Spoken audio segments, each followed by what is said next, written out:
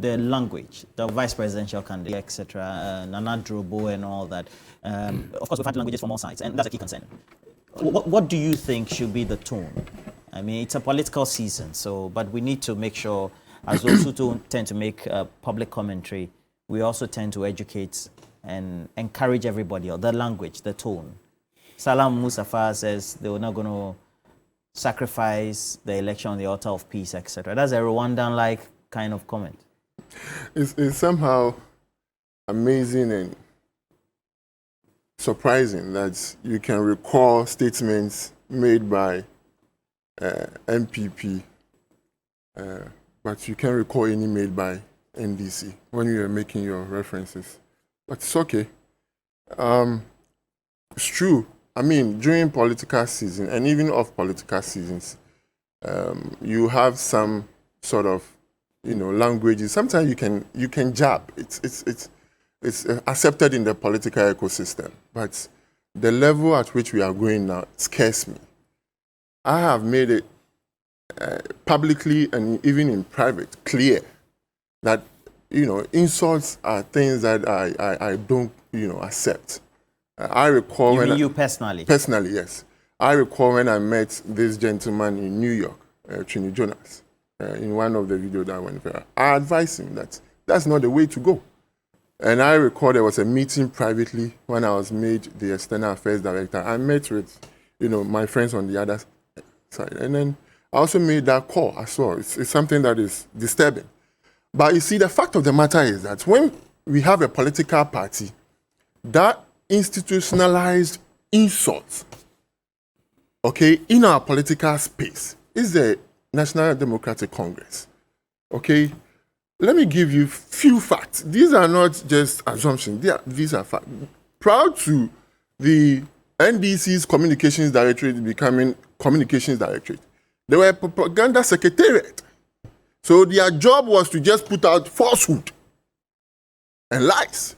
And this became more pronounced, especially in 2008, when we started calling the former president Atai, likening him to the most notorious criminal in the history of our country. And then it came down to President candidate Akufo-Addo. All the attacks. He's a drug dealer. He's a weed smoker. And it went on and on and on. If you have read the Working with the Rollins by Kwame Nkrumah. Kwame Nkrumah, yes. You realize that autobiography. An expression was made in that book that there was a deliberate attempt to just bring up some group of young people who later were referred to by the former president Jerry John Rawlings as babies with sharp teeth. Then sometime in 2019 or 2018, the former chairman of the NDC, Ofosu Ampofo, called communicators of the party, admonished them, told them, commissioned them, anointed them to go out there and insult leaders of our country, opinion leaders. That's the NDC for you. He was on tape to have said that. So for me, what is happening now is extremely unfortunate. We do not have to insult to make our point. Even today on this platform, on this table, Aduji has referred to this government as useless. Do we really need this? Your policies. No. You see, there are certain words you don't use, especially when you are engaging the public. I am not saying that same have not been said by members of the MPP. They have been. But this is not the way to go. Ghanaians need to hear policies and programs that will make sure it tackles their challenges of the day. The insult here and there, for me, doesn't cut at all. We must, as a people, moving forward, especially the young people, and it has become the order of the day. Anytime anybody wants to engage you, it's just insult. You can go today, right now, on your Facebook and all the comments. About 80% of the comments are insults. And for me, that's not the way to go. And sometimes, unfortunately, the media has become an insult pulpit, to the extent that even the hosts and the journalists there will be insulting here and there. Even here, Media General, one of your journalists on a team insulted people who intend to vote for MPP. That's extremely unfortunate. That's not the way to go. We must move away from this, activities and these unfortunate incidents and concentrate on issues. I believe, look, when I have read the 200-page manifesto of the NDC, same for the MPP. About 70% of the manifesto promises made, okay, especially in the NDC, and 100% in the MPP, all addresses the challenges of our time. And these are the things that we need to pay attention to. So when we have an opportunity to sit on a huge platform like we have now, we must tell the people what our government, what our political parties intend to do for the good people of this country, and rather move away from this insult because it solves absolutely nothing. ADG, both sides. You see, it says we should put ourselves in check. You see, going into the 2024 election, the NDC has demonstrated its firm commitment to the politics of ideas. We have said the crisis facing this country requires a Marshall Plan. Our manifesto addresses these critical issues on the economy, the 24-hour digital economy. We have raised the issue abolishing obnoxious taxes, that the 10% on betting, the e-levy, establishing a bank dedicated to women. That is the kind of thing. But what we have become aware is the fact that the Otumfuo, the respected, distinguished Otumfuo, told us that he brought up a man called Matthew Opoku Prempeh. Now, this person that Otumfuo said he brought up, with the benefit of that same day, the thing that started coming out of his mouth became problematic and roundly condemned by Ghanaians. And so I've always been wondering that which person exactly did Otumfuo raise? Is it the one talking or a different person? But that side, Napo says the NDC has done what? The NDC was set up in 1992. I have no recollection whatsoever of the NDC killing any pastor. I have no recollection of the NDC ever destroying anybody's mosque. Well, someone will say you are the antecedent of the PNDC. There's no such. But you see, we know the people whose fathers and grandparents were giving bombs to young girls to give to Osajifo Dr. Kwame Nkrumah. Napo and his relations were the people who were giving bombs to kids to give to Osajifo. Is that what he wants? Is that what he wants? No, please. You referred me to PNDC. But this is the tangent Kofi Amaya said we shouldn't go. Did you hear Napo? Between Napo and him, who should be listening to? He is the running mate to Dr. Muhammadu Bawumia. He must, first of all, let the record be set that Matthew Opoku Prempeh is suffering from message constipation. You see, exactly that's the... Please. No. He does not have content. He does not have message. And because he doesn't have message, he has turned the campaign into a platform for insults, denigrating people, among others. What has been the NDC's commitment and firm commitment? We say it is the NDC that for the first time since 1996 introduced public holidays for Muslims for the politics of inclusiveness. Ask any Muslim, he is older than I do. From independence to 1996, the two Muslim holidays were not public holidays until the NDC introduced them. Some people are young. They do not know where we are coming from and where we have got into. And we need to remind them. First of all, anybody that has the benefit of Islam will tell you that Muslims have a unique way of dignifying their dead people.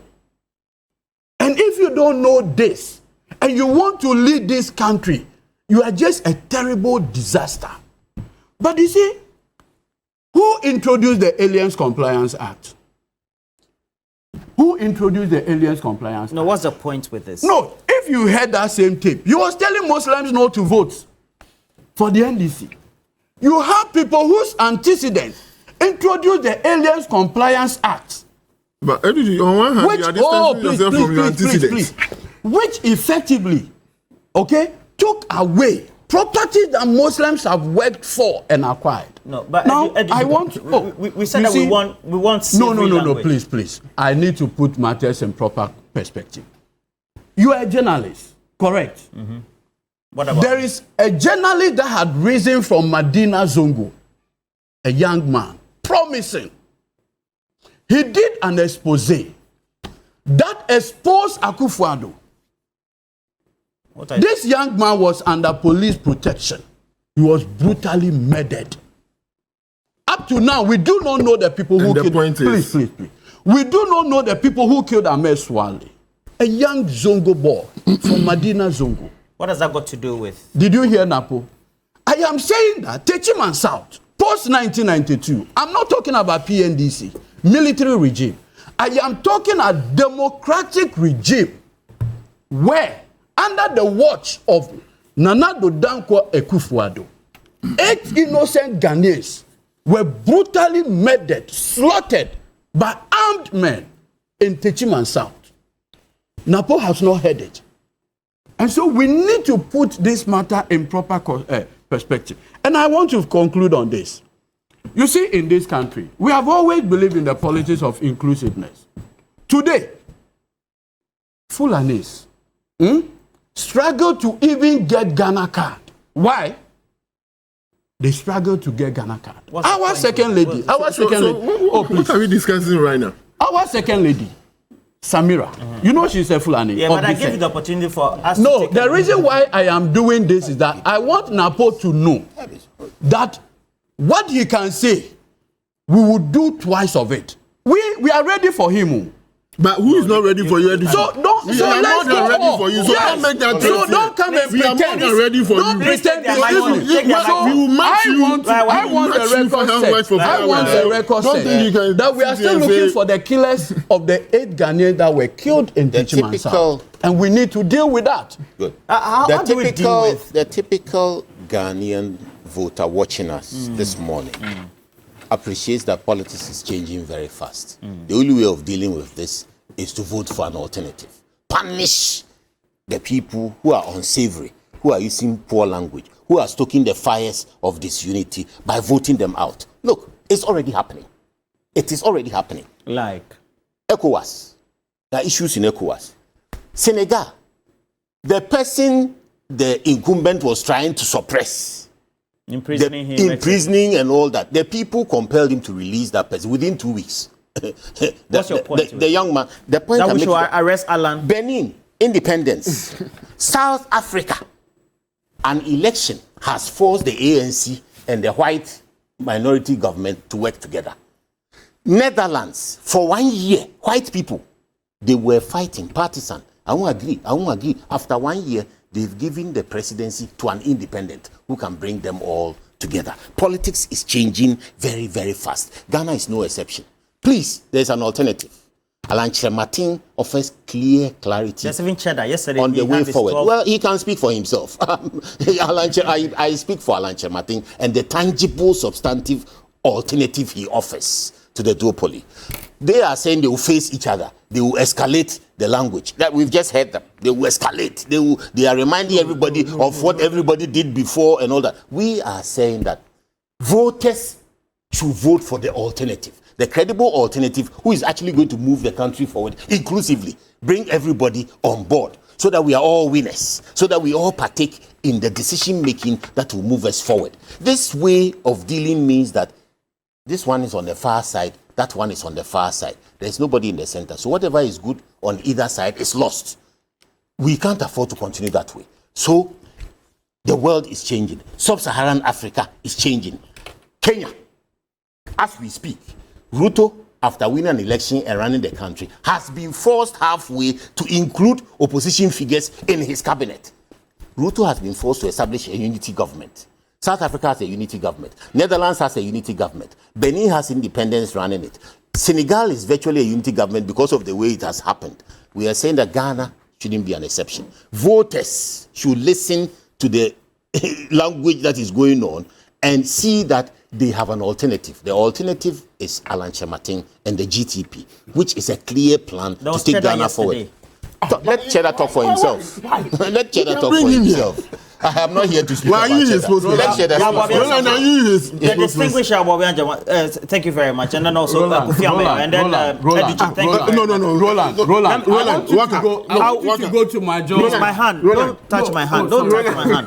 Please, okay. I will try to beat the host. Let me read some comments. You keep it up. I want you to read my Joe Online story. Napo arrested over Ashton gunshots. Look. Of all the people this issue went to court. And Sami Janvi is guilty. Really? Malik Adama, who says this one you can do. Who says this issue went to court? Who says this issue went to court? Excuse me. This issue went to court. Excuse me. Sami Janvi. Excuse me. Sami Janvi. All right. So I have this one. And it's from Malik Adama, who says, how come the excavators seized by the government task force found themselves back to the excavation and Galamsey site if the president was not in support? Now, let's have a recall. We were here when we were told that the president being insulted is not a crime. We had a leading lawyer say that as a result, there was an insult on the president, that he was incompetent. Insulting the current president for all the accusation by the NDC is also not the right way to go. At the end of the day, we need to have calm heads prevail when it comes to how our country is being governed. Abigail Daku, good morning to you. You say you're enjoying our show. Works with NAT Secretariat in Gomwa and also is an education. Thank you very much, Abigail Dakung. I wish you a speedy recovery. You're not too well. I have this one from Master Planner Junior Kintampo. Ex-President Mahama did nothing on the fight against Galamsey. Mahama said he will grant amnesty to all the people who were arrested because of Galamsey. Mr. Eduji, if Akufo-Addo is Mampam, the next president Mahama is also dead goat. At least Mampam can move and has life. Dead goat, Mushi or Jifa. Do you want even your... Okay, it's okay. Okay, just a comment, please. Yeah, no, I'm going now, we are coming. Okay, so I have this one. Farouk, who says, did I hear Kofi Ameh talk about insult and wrong accusation? Where was he when the flag bearer and his wife insulted JM from one platform to the other? Okay, so that's it from Sagneregu. Thank you for the comments as well. Then I have this one from Osei Boatin in Kumasi, who says that we all must stop insults. Let's look at effects of insult and hyping of some of these volatile utterances in the media as it happened, leading to the genocide in Rwanda. I support the movement for change, lawyer Boabing Asamoah in his comments. We have to make sure the MPP and NDC respond to the needs of Ghanaians. We'll do that. Chief Mante says, today, Kofi has spoken well. Congratulations. I am behind St. James. Please visit me when you come home. Okay. I think he seems to know you, so. And then we have a couple more comments as well. This one is coming from Obing. Tell lawyer Boabing that he's irritating me with his submissions. Was it not just recently in the MPP? Why is he trying to sound different? Apostle Paul. Okay. And then I have more comments as well. Kwame Osei in Edreso says, Nana Addo Dankwa Akufo-Addo had a great policy direction for Galamsey. His people let him down. But if we can do a recall of that policy, it remains the panacea to resolving the Galamsey problem. And then lawyer says, please tell Boabing Asamoah that their movement for change cannot govern without majority in parliament. They should join another party and govern. Okay, how would you resolve that? No, please. You come back to MPP. It's very clear that you need a majority of ministers from parliament. The movement needs only 21 ministers from parliament because it is going for 40 ministers overall. And we the ministries in the transformational plan. GTP. The political Bible. It is there. The political now, Bible. 276 MPs. of which we believe this time there will be independents, there will be MPP, several political entities. You are predicting. We are predicting. Now we are saying that we will select the best 21 out of that house. And if anybody, it's a win-win situation. You are in parliament, the presidency is out of your hands, and you will refuse to contribute. You know that you have to. I won't accept this. Okay. I don't accept this. I don't accept this. I don't accept this. I'm making a point. Helga Boedi says there are 4 months left before the current president hands over power. Why can't the illegal mining menace be dealt with now? What are we waiting for? If the MPP government solves the menace of Galamsey today, there will be nothing left for them to do tomorrow. All right. You cannot do that. The MPP, you cannot don't give them a pass. You cannot do that. Join us to remove them. You cannot do that. All right. Join us to remove them. All right. What did you want to say? No, please. Let's have. Please. You conclude. No. Please. I am saying you're giving him enough time. Please. Go ahead. Please. Go ahead. This is not funny. Conclude. No, but there are people in Ghana who have to make a decision. We are here to encourage them to make the right decisions. We are not here to make fun of those people. I'm making a very serious point.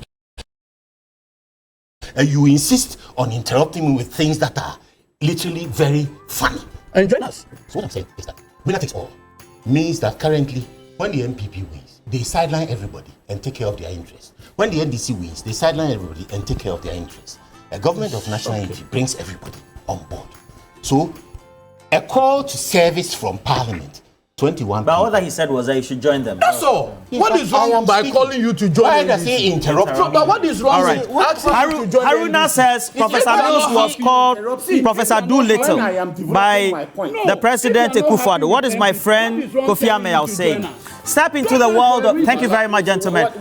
Step into the world of Dewa 539 for your chance to win big with Dewa Direct and Dewa Chop Money.